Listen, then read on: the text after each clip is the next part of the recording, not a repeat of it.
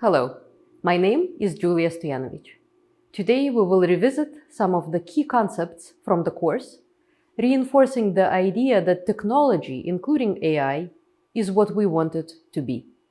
We are AI.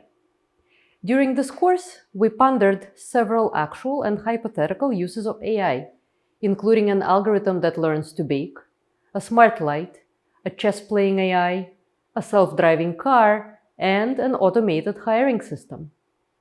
Of the examples listed here, the automated hiring system is perhaps the most controversial. And it's also a topic that we've discussed extensively. So let's return to it now for just a few minutes. To recap, the hiring process can be seen as a funnel, a sequence of data-driven algorithm-assisted steps in which a series of decisions culminates in job offers to some candidates and rejections to others. Because of the importance of the decisions that they make or help make, automated hiring systems act as modern gatekeepers to economic opportunity. Despite their promise of efficiency, automated hiring systems are also raising concerns about discrimination. We have seen examples in which these tools reinforce gender and racial bias and limit access to jobs for individuals with disabilities. We're also often worried about whether these tools actually work, whether they are picking up useful signal from the data or are an elaborate coin flip at best. As Arvind Narayanan puts it, are these tools AI snake oil? AI tools are engineering artifacts. To know whether they work, we should use the scientific method. Formulate a hypothesis that states, in a falsifiable way, that the tool indeed selects employees who will do well on the job, and is better at predicting that than a random guess would be. And then design an experiment to check this hypothesis, and be prepared to accept that the tool does not work based on the result. In the complex ecosystem in which automated hiring tools are commissioned, developed, and used, we must ask ourselves, who is responsible for ensuring that these tools are built and used appropriately? Who is responsible for catching and mitigating discrimination? And for controlling for the proliferation of snake oil under the fancy label of AI? In response to these questions about responsibility, we've been seeing attempts to regulate the use of algorithmic tools, such as those that make part of the hiring funnel. This activity is broader in scope than hiring, so let us now step back for a more systematic view and discuss automated decision systems, or ADS. The hiring funnel and each component of the funnel are examples of automated decision systems, or ADS. These systems process data about people, some of which may be sensitive or proprietary. They help make decisions that are consequential to people's lives and livelihoods. They involve a combination of human and automated decision-making. They are designed with the stated goals of improving efficiency and promoting, or at least not hindering, equitable access to opportunity, and they are subject to auditing for legal compliance and, at least potentially, to public disclosure. ADS may or may not have autonomy. Very often, they don't make decisions on their own, but rather assist a human in making decisions.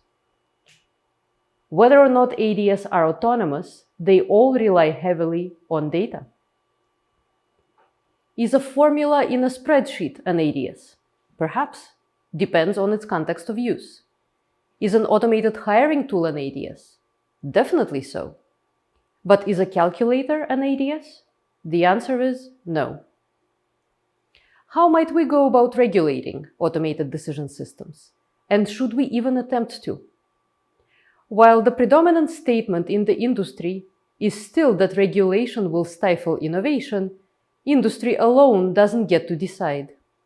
And even in the Silicon Valley, the need for meaningful regulation to ease compliance and limit liability is starting to be more and more broadly recognized. There is much debate on a specific regulatory framework. Should we use precautionary principles that can be summarized as better safe than sorry? or more likely attempt a more agile, risk-based method, such as algorithmic impact assessment. All this and more is the subject of intense debate. As an example, New York City recently made a very public commitment to opening the black box of the government's use of technology. In May 2018, an automated decision systems task force was convened, the first such in the United States, and charged with providing recommendations to New York City's agencies about becoming transparent and accountable in their use of ADS. The task force issued its report in November 2019, making a commitment to using ADS where they are beneficial, promoting fairness, equity, accountability, and transparency in their use, and reducing potential harm across their lifespan. These are important points, but we now need to work together to make these principles more concrete. How do we make ADS work for all of us? The first step is to think carefully about our goals. AI gives us unprecedented opportunities to accelerate science and boost innovation, to transform how we live and how we govern. When we design AI and put it to use, we should be upfront about the goals we pursue, who benefits when we reach these goals, and who is harmed. Whether AI works for all of us depends on the choices we make when deciding how to represent very complex and often unmeasurable concepts. What are the features we will select to represent a promising job applicant? Based on what do we decide that a classification rule succeeds or fails? We also must think carefully and critically about whether we trust the data that fuels our AI tools. Do we trust the data to represent the world such as it is today? Will it help us move towards a better world, a world that could and should be?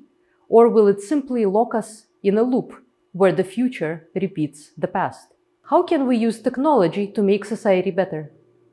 To do so, we must find a pragmatic middle ground between harmful extremes of techno-optimism, a belief that technology can single-handedly fix deep-seated societal problems like structural discrimination in hiring, and techno-bashing, a belief that any attempt to operationalize ethics and legal compliance in ADS will amount to fair washing, and so should be dismissed outright.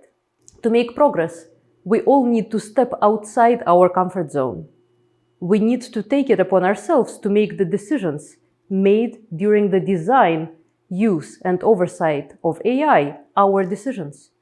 Only if we all step up will society be able to ground the design of technology in people. Thank you very much. It's been a pleasure to take you on this journey.